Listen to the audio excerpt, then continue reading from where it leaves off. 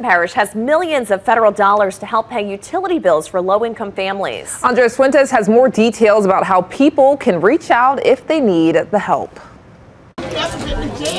A steady stream of people piled into Johnny Jacobs' gym, greeted by a handful of water department staff eager to help with billing assistance.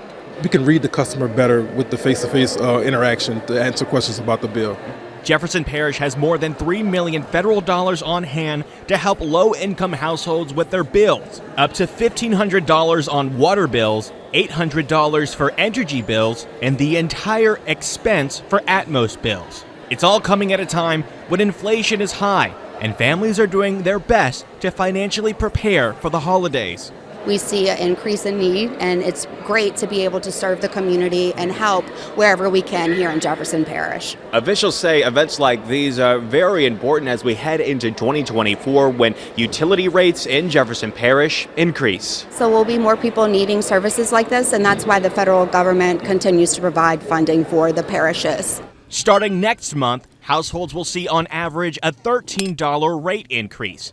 There will then be increases every year for the next 20 years. The Jefferson Parish Community Action Program say plans are already in place to secure resources to help people get by. We're lucky enough and fortunate that we've already received our benefits for 2024, and the parish has received our first benefit for 2024, over $3.5 million. And with 2 more utility assistance events scheduled this month and a handful more set for January, parish leaders stress the importance of showing up. Come out and enjoy the assistance that's given to you by JeffCap. Reporting in Marrero, Andres Fuentes, Fox 8, Local First.